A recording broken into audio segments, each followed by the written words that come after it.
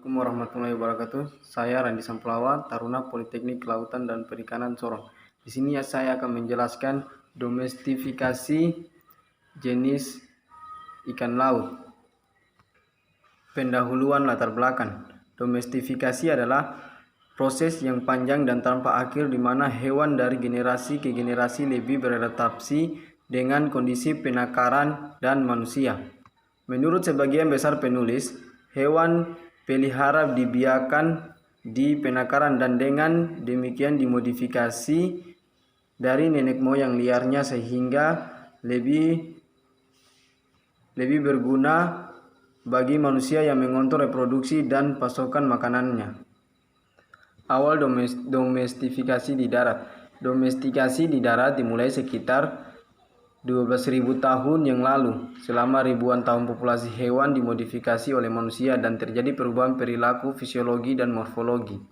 Domestifikasi hewan air. Domestifikasi hewan air merupakan fenomena baru, kecuali beberapa spesies seperti ikan mas, Telektea, dan Fontaine mengusulkan klarifikasi baru berdasarkan tingkat kendali manusia atas siklus hidup spesies, budidaya, dan kemandirian dari masukan liar.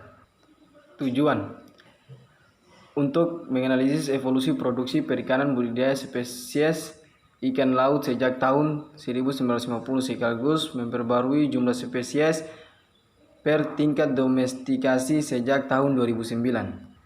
Bahan dan metode.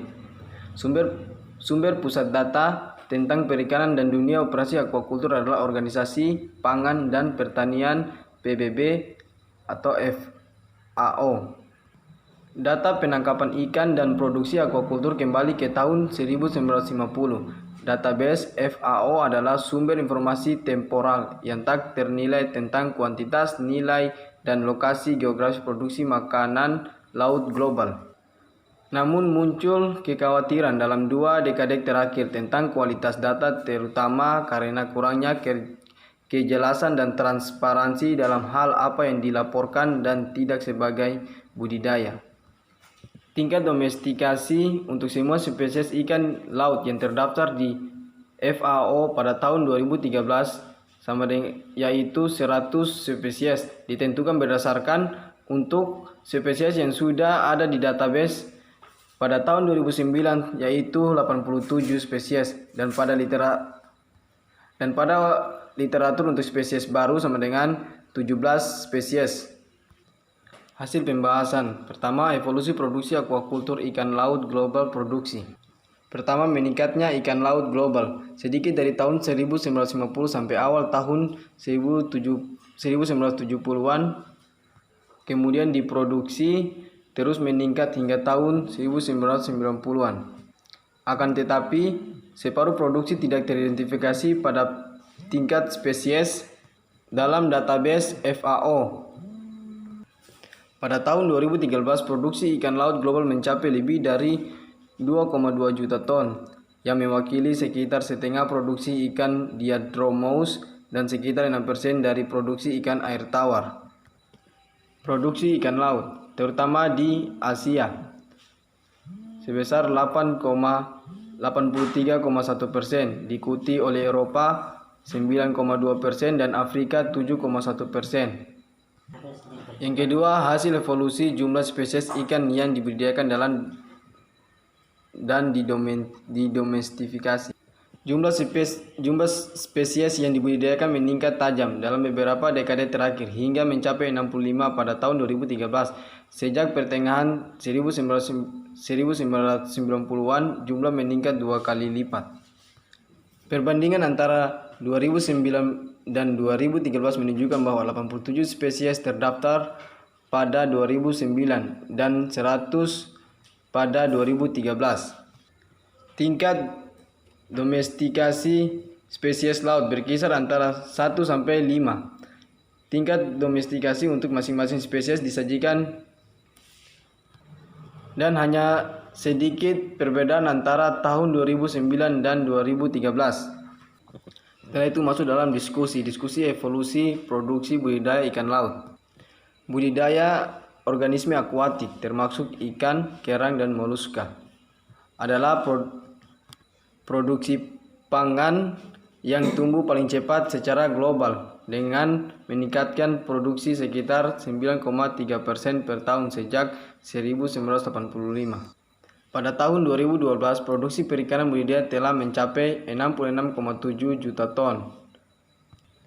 Perbandingan antara dua kelompok ikan lain yang terdaftar dalam database FAO tampak bahwa spesies ikan laut memiliki jumlah yang sangat kecil dari produksi ikan global. Kendala yang membatasi spesies budidaya ikan laut, terutama di Amerika Utara dan Eropa, di antaranya wilayah terbatas yang terlindung dari gelombang laut, pembatas peraturan di lokasi, faktor kompetitif dan lainnya seperti pariwisata dan pelabuhan. Ruang yang digunakan untuk produksi beberapa budidaya laut diperkirakan sekitar 0,01 juta kilometer persegi atau sekitar 0,04% dari luas landas global. Produksi budidaya laut terkonsentrasi di sejumlah negara tertentu, misalnya Cina, Spanyol, Yunani, Norwegia, Chili, dan Skotlandia, terutama di teluk dan laguna yang terlindung.